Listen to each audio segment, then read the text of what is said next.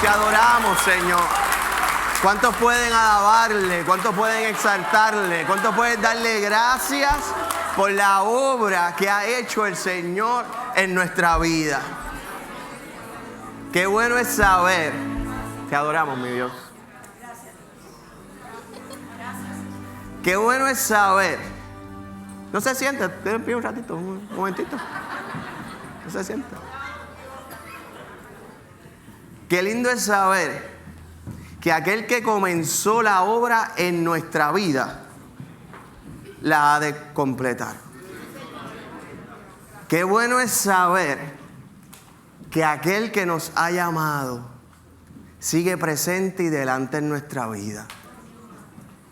Qué bueno es saber que aquello, ¿verdad?, que nosotros hemos cantado y proclamado, el ser completo en el Señor, no se queda en unas simples estrofas, sino que se hace realidad en nuestra vida. Y que cuando hablamos de ser completos en Dios, sí hay un proceso de redención, de perdón, de ser redarguidos, consolados. Pero cuando vivimos completo el propósito de Dios en nuestra vida, iglesia, hay legado, hay propósito. Qué lindo es saber eso en la presencia del Señor. Dice la palabra, iglesia, en el libro de Jeremías capítulo 1. Y vamos a estar leyendo, repasando unos versículos de la semana pasada, desde el versículo 4. Leemos en el nombre del Padre, del Hijo y del Espíritu Santo. La palabra del Señor vino a mí. Antes de formarte en el vientre, ya te había elegido. Antes de que nacieras, ya te había apartado. Te había nombrado profeta para las naciones. Yo le respondí: ay, Señor, mi Dios, soy muy joven y no sé hablar. Pero el Señor me dijo: no digas soy muy joven, porque vas a ir a donde quiera que yo te envíe y vas a decir todo lo que yo te ordene. No le temas a nadie, que yo estoy contigo para librarte. Lo afirma el Señor. Luego extendió el Señor la mano y tocándome la boca me dijo: he puesto en tu boca mis palabras. Mira, hoy te doy autoridad sobre naciones y reinos. Escuche bien, iglesia. Para arrancar y derribar, para destruir y demoler, para construir y plantar. Amado Dios y Padre Celestial, damos gracias, Señor, porque en el diálogo, Padre Santo, con tu siervo, nos encontramos hoy cada uno de nosotros.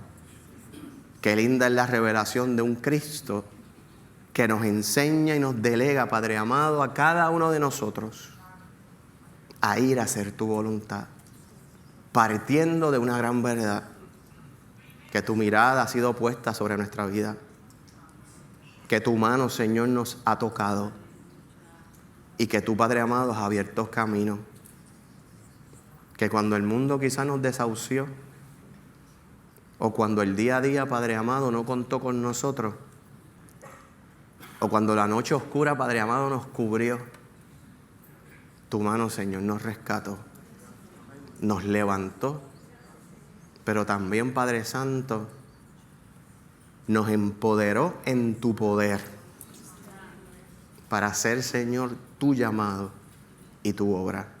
Damos gracias, Jesús. Amén, amén. Puede tomar asiento. Mi alma te adora, Jesús. Mi alma te adora, mi Dios. Iglesia, el viernes, luego de salir de la sociedad, salimos siempre tarde, salimos como entre las 10, 10 y media por ahí. Y luego fuimos a comer, no muy saludable, pero fuimos a comer. Llegando al hogar le expreso a mi esposa: Dios mío, estoy bien cansado.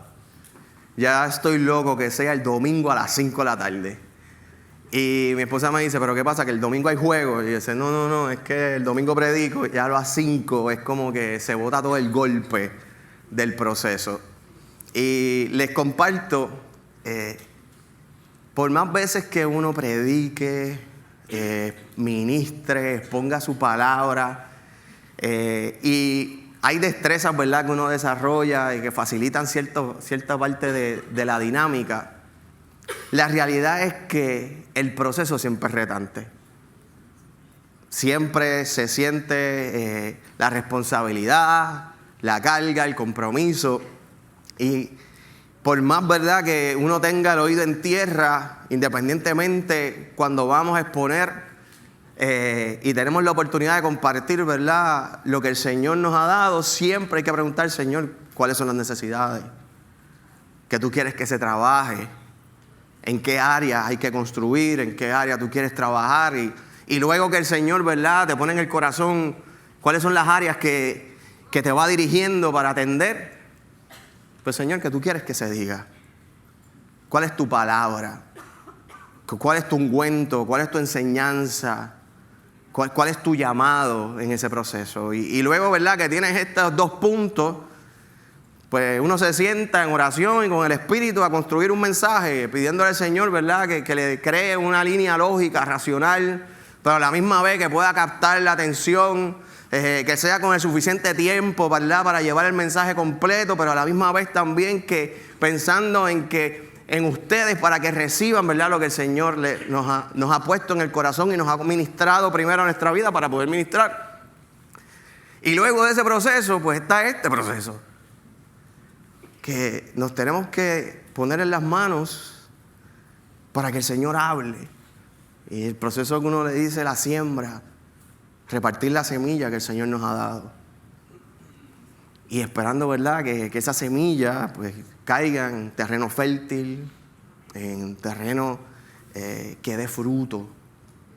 Y luego hay otro proceso, que es cuando uno termina este proceso y ya está en el espacio del silencio y uno se pregunta, Señor, ¿qué han de hacer con lo que tú has dado? Todos los procesos, todas las etapas dan ciertos estresores y tensiones. Pero les voy a confesar, en mi caso, como a las 2 de la tarde hoy, es que entre esa ansiedad. ¿Qué han de hacer con lo que tú compartiste, Señor? ¿Cómo han de responder a tu consejo? ¿Cómo han de actuar a tu enseñanza? Y les comparto, iglesia, desde que leí el texto para el día de hoy, gracias al Señor por la manera que trabajamos y gracias también a Pastor Joel, como también va desarrollando la serie. Es un texto que llevo pensando en él ya aproximadamente hace un mes. Y desde que lo leí sentí la inquietud del Espíritu. Y he estado trabajando, luchando con ese temor y temblor. Y enfatizo esto, no porque lo que hoy se vaya a hablar es más importante que lo que se habló la semana pasada o se va a hacer más importante que la semana próxima. Es porque honestamente siento que el Señor tiene algo que decirle a la iglesia. Y siento que es vital e importante para el Evangelio y nuestro contexto. Y cuando digo nuestro contexto, su vida personal, su familia, nuestra comunidad. La obra que el Señor nos ha llamado a hacer como individuos, como familia y como iglesia. Tiene que haber una respuesta. Y mientras estamos estudiando, ¿verdad?, la palabra y vemos lo que el Señor quiere enseñar, uno dice, el Señor, de verdad que Dios hace las cosas perfectas.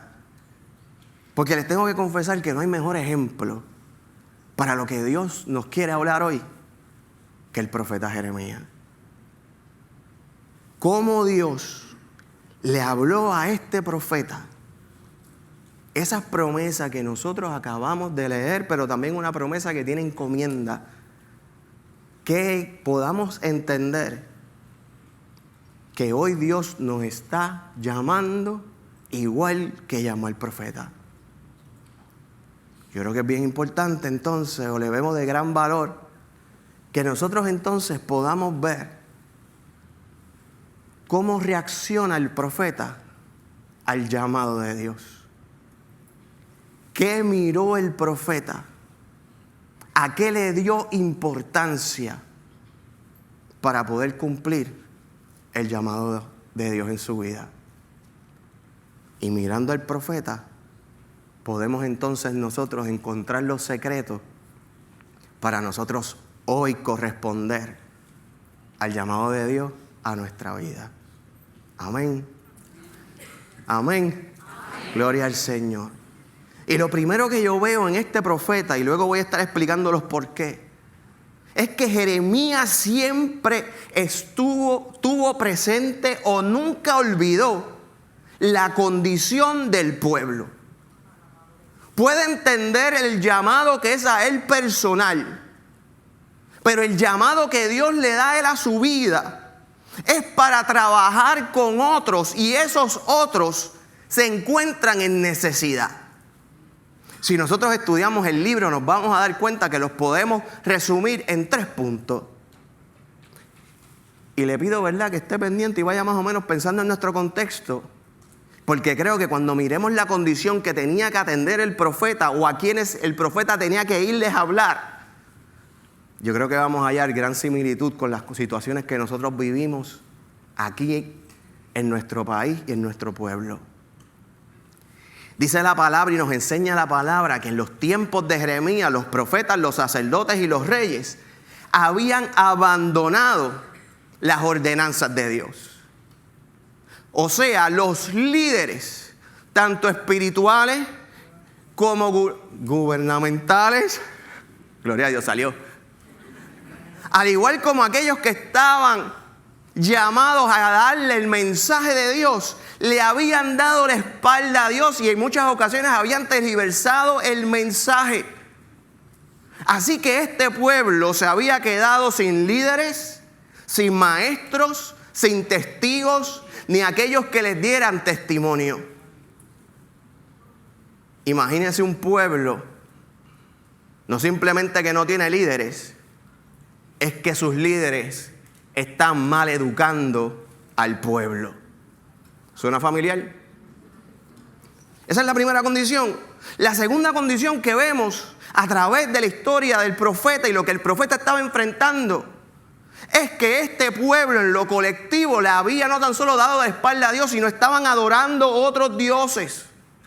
Iban al templo, ofrecían sacrificios a Jehová, pero fuera del templo salían y levantaron altares a otros dioses paganos.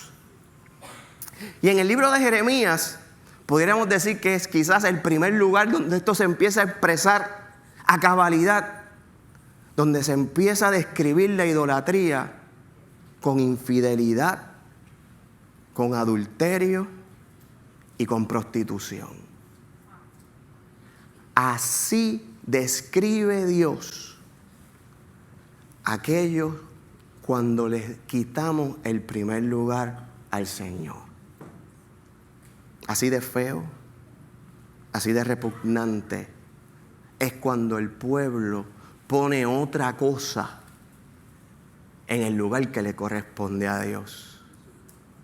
O sea que no simplemente sus líderes están enseñando lo incorrecto, es que el pueblo le está dando el primado a otras cosas y están haciendo otros dioses. La prioridad la está tomando otro ser o otro altar que no es el altar de Dios. ¿Suena familiar? Entonces, a la luz de estas dos condiciones, producía también injusticia social. Porque entonces el marginado, el pequeño, el indefenso, el que estaba en necesidad, no solamente no se atendía como el Señor lo mandaba a atender o a cuidar, sino se aprovechaban del débil y le sacaban provecho al que no se podía defender. Y en este contexto, aquel débil es el huérfano, la viuda y el inmigrante.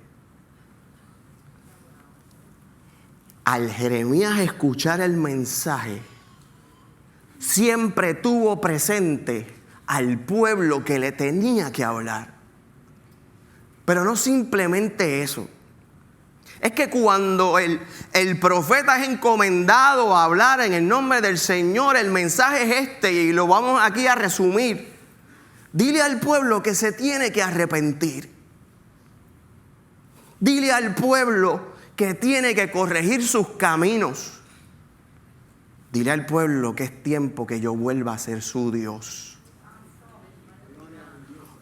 Porque si no lo hace, la consecuencia de sus acciones es que van a caer cautivos. Es que van a caer esclavos. Pero eso no es todo el mensaje que el profeta tiene que asumir y tragar. El Señor también le hace claro, mira, te van a maldecir. Te van a decir blasfemo. Se van a levantar en contra de ti. Vas a tener que ir a una cisterna, te van a tener que meter preso, también te van a zumbar a Egipto. La vas a pasar mal. Pero no es todo eso que la va a pasar mal. Es que no te van a escuchar. Es que vas a predicar el arrepentimiento y no se van a arrepentir. Pero tú no te puedes quitar. Tú no te puedes rendir. Y el profeta Jeremías vivió algo muy peculiar que quizás no todos los profetas vivieron.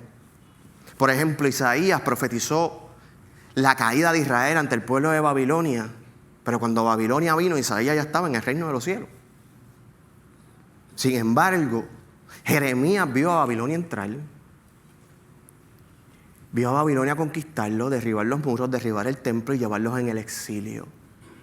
Y a través de todo ese proceso, siguió predicando, arrepiéntanse. Y el pueblo no le escuchó. Jeremías siempre tuvo presente al pueblo. Les pregunto, a ver si la sacan bien, como en el primer culto la sacó bien. Los que llevamos tiempo en el Evangelio, ¿cómo se le conoce a Jeremías? ¿El profeta qué? Mira para allá, como todo el mundo la sabe. Como juzgan al siervo. Pero después de lo que acabo de decir, ¿usted no cree que es justo que se escriban lamentaciones? ¿Usted no cree que es justo que él se pueda deshogar? Y hay que entender por qué se le llama llorón. Porque yo cuando nene pensaba que era una crítica. Pero hoy yo lo veo como una virtud. Porque cuando uno escudriña la palabra se da cuenta que el llanto de este hombre no era tanto porque lo mandaron a una cisterna, porque fue preso, porque no se pudo casar y no tuvo hijos y nadie le hizo caso. El llanto de este hombre era porque entendía la condición del pueblo. El llanto de este hombre es porque entendía lo que representaba en la vida de aquellos que a él le decían blasfemo. A mi segundo punto hoy. ¿Qué hizo Jeremías cuando le dieron el mensaje? Entendió la condición, pero también siempre tuvo presente el dolor de la necesidad de aquel a quien él le iba a tener que hablar.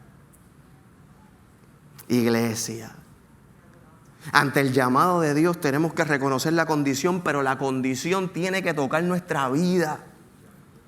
Tiene que tocar nuestra fibra. Nosotros también debemos tener la virtud de ir en el llanto de la presencia de Dios por la necesidad de nuestro pueblo. Porque si amamos como Cristo, nuestro corazón tiene que corromperse y gemir por aquellos que no conocen a Jesucristo. Te adoramos, Jesús. Te adoramos, Jesús. Y es importante que ante el llamado que el Señor nos está dando hoy como pueblo, como iglesia, comprendamos algo. Que nosotros el llamado y la palabra que el Señor nos da no es que le digamos al pueblo que Babilonia viene. Es que hay que decirle al pueblo que Babilonia vino. Y que nosotros tenemos que abrir nuestros ojos y darnos cuenta que no es que nuestro pueblo va a quedar cautivo, es que nuestro pueblo vive en cautividad. Y a veces hablamos de esto de una manera general, pero tu familia, tu hermano, tu hermana, tu papá, tu mamá, tu primo, tu prima, tu nieto, tu hijo, tu vecino, tu compañero de trabajo, ese que tienes cerca, vive en vicios y pecados. Y anda atado por el mal. Y al igual que este pueblo que viendo a Babilonia y siendo exiliados por Babilonia, no se arrepintieron, ellos también viven igual.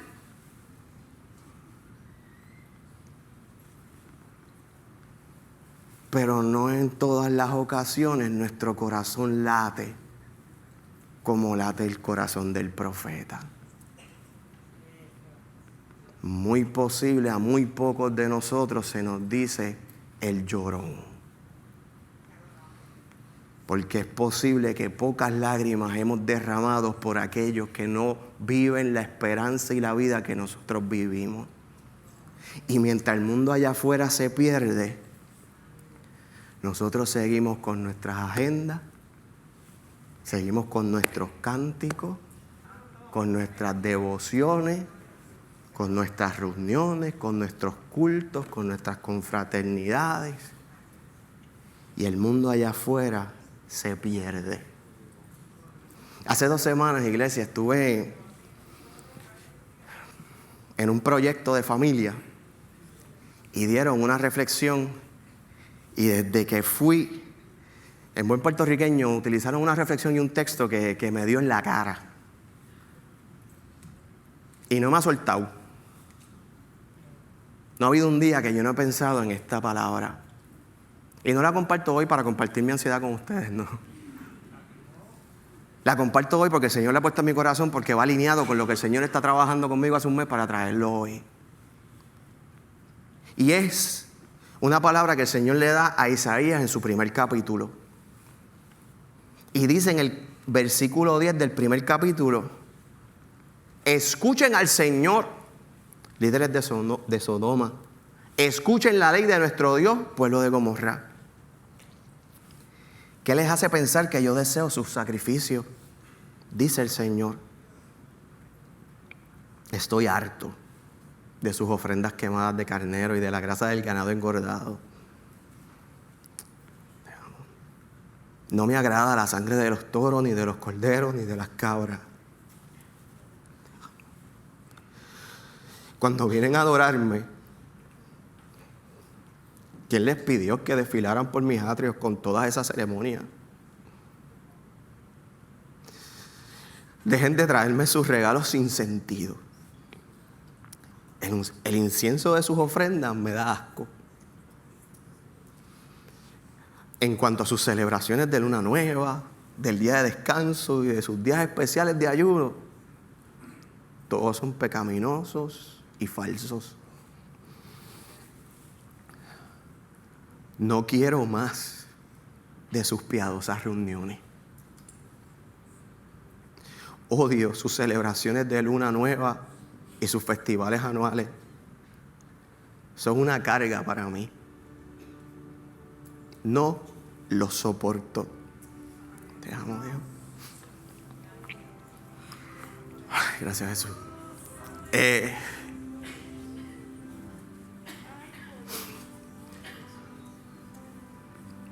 La palabra nos invita a reflexionar nuestra adoración a Dios. La palabra de Dios, su llamado, nos invita a nosotros, a cada uno, a reflexionar en las intenciones con las cuales estamos aquí. Mira, hermano, y les confieso, yo no nos veo en ese texto. Yo no leí esa palabra y me acordé de ustedes, no. Pero sí tengo que expresar esto. Si nosotros y lo desmenuzo hasta a ustedes como individuos y a mí como individuo, porque a veces en lo general nos montamos y como que suavizamos el asunto. Si cada uno de nosotros no responde al llamado que ha sido proclamado de la palabra cuando leímos la voz del profeta Jeremías, lamentablemente vamos a caer en eso. Si nosotros no respondemos a la obra de Dios en pleno, esa va a ser nuestra realidad. Y así nos va a ver el Señor. Y yo mientras visualizaba, veía al Señor, ¿verdad? Mirando al pueblo, traen el macho cabrío, están los cantores, están las danzas, cantando, y el pueblo afuera se pierde. La viuda en necesidad, el huérfano desatendido, el inmigrante maltratado. Y aquel gentil, ni se diga porque no estaban todavía ni para escribirse. A un Dios mirando, no entiendo lo que hacen. Porque cuando salen de ese lugar es otra cosa.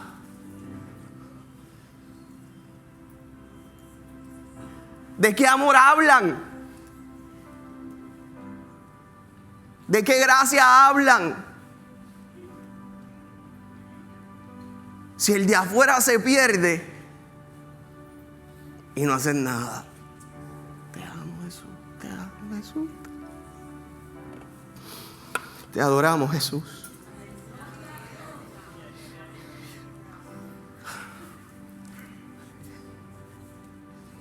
¿Cómo hacemos que esto no sea un simple discurso? ¿Cómo hacemos para que hoy la voz de Dios en nuestra vida no sea qué bueno está el culto hoy? Y nos dejemos tocar por su espíritu y mover para hacer la obra de Dios. Te adoramos, Jesús. ¿Qué estamos haciendo y de qué hemos convertido nuestras reuniones? ¿Cuándo, iglesia, cuándo en la historia el servir a Dios se convirtió en cumplir con un programa? ¿Cuándo nos apartamos de la intimidad y decidimos que esto era el servicio pleno? ¿Cuándo se nos vendió la mentira de que nos podíamos conformar con esto?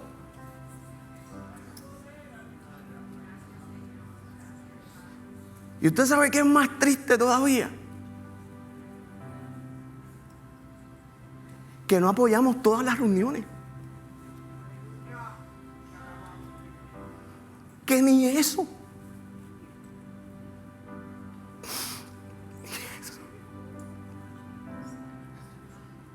Hemos hecho a Dios de ratitos. Y nos hemos conformado con ratitos. Y nos hemos alegrado de darle migajas a Dios. Y el pueblo se pierde. Y usted sabe lo triste también, que aquí adentro también muchos también se pierden. Y no se dan cuenta. Y el profeta habla y habla y habla y habla. Eso no es conmigo. Si usted visita el capítulo 7 de Jeremías, se va a dar cuenta cómo ellos hablaban con altivez. El templo de Jehová, el templo de Jehová, el templo de Jehová. Y Dios les dice, de la misma manera que derribé, si les digo el nombre mal, lo busca. Silo, es que tengo Silo en la cabeza. Silo, búsquelo. Si derribé también aquel templo, ¿qué les hace pensar que no voy a derribar este? Pero miren lo que hemos aprendido ya hoy a través de Jesucristo. Que el templo está en el corazón. Y si no nos cuidamos, también podemos caer cautivos. Te amo, Jesús. Te amo, mi Dios.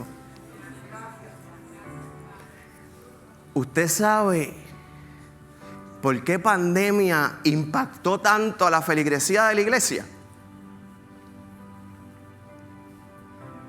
¿Por qué pandemia marcó un antes y un después? No de lo que es la iglesia, porque la iglesia siempre será del Señor y siempre seguirá haciendo la obra. Pero ¿por qué impactó tanto?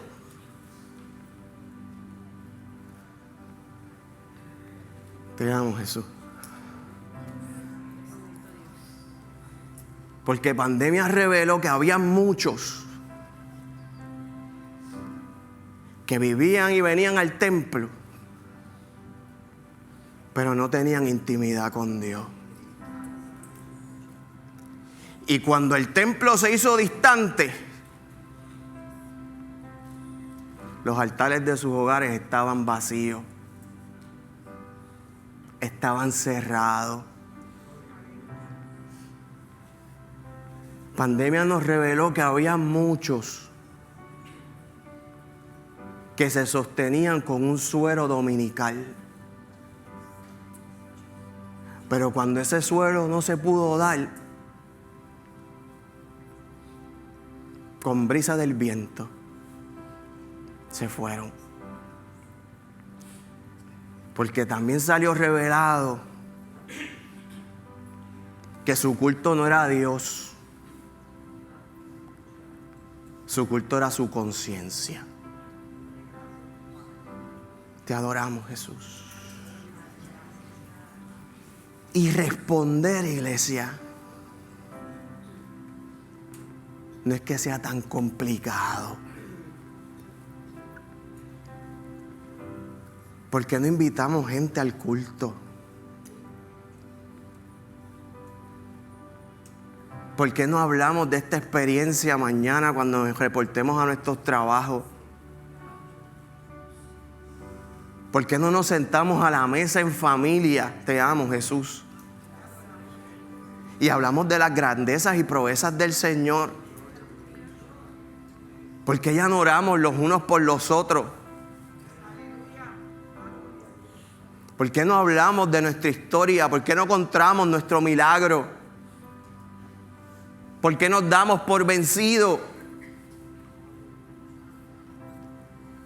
El profeta tuvo presente la condición del pueblo y esa condición le afligió a lo sumo. Pero tuvo que entender que ese gemir, que ese interceder tenía que producirse en acción y que estaba llamado a una encomienda. Y el profeta no simplemente cuando Dios le habló se basó en lo que Dios le habló de él. El profeta usó lo que Dios le dijo para entrar en acción. Revisemos el texto. Dice la palabra del Señor, vino a mí. Antes de formarme en el vientre, ya te había elegido. Antes de que nacieres, ya te había apartado. Te había nombrado profeta para las naciones. Yo le respondí, ay Señor mi Dios, soy muy joven, no sé hablar. Pero el Señor me dijo, no digas, soy muy joven, porque vas a ir a donde quiera que yo te envíe. Y vas a decir todo lo que yo te ordene. No le temas a nadie, que yo estoy contigo para librarte. Lo afirma el Señor. Luego extendió el Señor la mano y tocándole la boca me dijo, he puesto en tu boca mis palabras. Y escucha bien, iglesia, mira, hoy te doy autoridad sobre naciones y reinos para arrancar, derribar, destruir, demoler, para construir y plantar. Mire lo que no hizo Jeremías. Jeremías no solo se conformó con que Dios lo llamara. Jeremías no se conformó con que su autoestima fuera sanada. Jeremías no dijo, qué bueno que el Señor me eligió y me ha separado. Qué bueno que Él va conmigo. Qué bueno que me ha dado palabra, que me ha dado autoridad.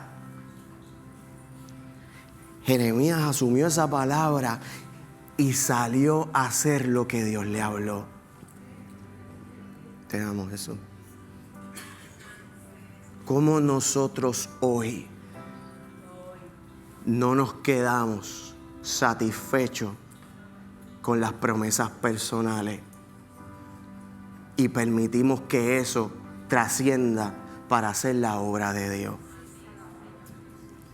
¿Cómo nosotros hoy de aquí no salimos simplemente contentos porque hay un Dios que nos miró, que desde antes que nos formó tuvo propósito, que reveló un plan y que nos envía?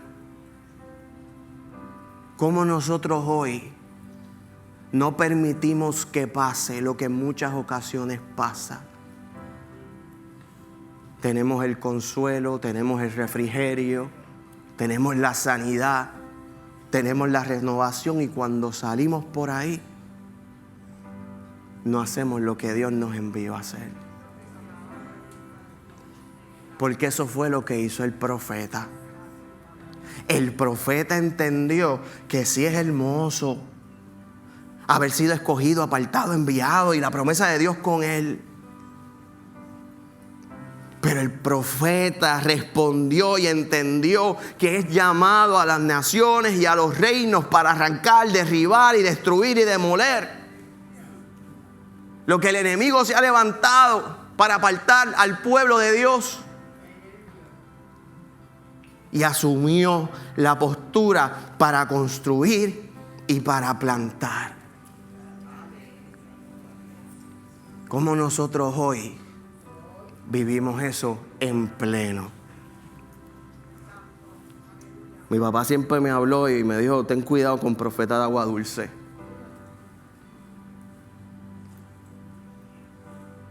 Enseñándome que no escuches a aquello que solo te dice las cosas buenas. Porque siempre se me enseñó que el evangelio es bueno, es gozoso, es paz, es amor, es todo lo bueno. Pero el evangelio siempre, iglesia, trae cruz. El evangelio siempre te va a decir: coge tu cruz y síguele. Y en las promesas de Dios y en la fidelidad de Dios y en el acompañamiento de Dios hacemos grandes cosas. ¿Cómo hoy nosotros entendemos y reaccionamos y respondemos a las palabras de Dios? ¿Qué quiere Dios para nosotros? Lo que le dijo al profeta en el versículo 17 del mismo capítulo: levántate y prepárate. Vuelvo y repito: levántate y prepárate para entrar en acción. Ve y dile todo lo que te ordené a decir. No le tengas miedo, o haré que parezcas un necio delante de ellos. Te amamos, Dios. El llamado de Dios a nuestra vida es a que nosotros hoy reflexionemos en la necesidad que hay y comprendamos que somos nosotros las que las vamos a atender. Y que el precio de su pecado, el precio del dolor que está allá afuera y posiblemente hasta aquí adentro, me tiene que a mí también doler. Pero ese gemido me tiene que a mí a conmoverme, a moverme, a responder a lo que Dios me ha llamado a hacer, a levantarme y a actuar para derribar, para demoler lo que el enemigo ha tratado de levantar que no le pertenece.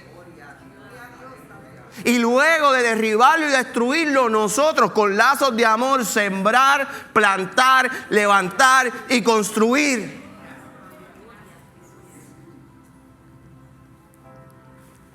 Y eso nos toca a todos. Esto nos corresponde a los que estamos aquí y a los que tampoco vinimos hoy. Este es el llamado de Dios para todos. Te amo, Jesús. Te amo, Dios. Si no vivimos esto,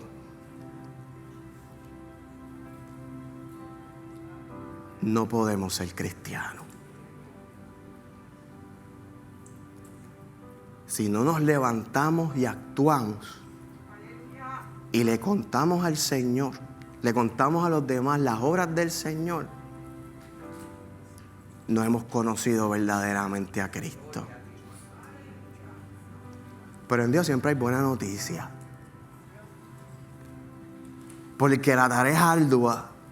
Pero el Señor sigue diciéndole al profeta en el versículo 18: mira, hoy te he hecho fuerte como ciudad fortificada que no se puede conquistar, como columna de hierro o pared de bronce.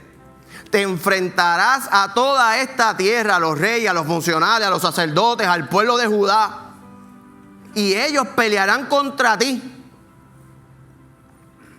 pero fracasarán, porque yo estoy contigo y te protegeré. Yo, el Señor, he hablado.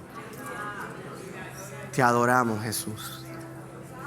Te adoramos, Señor. Yo te invito a inclinar tu rostro. Te adoramos, Jesús.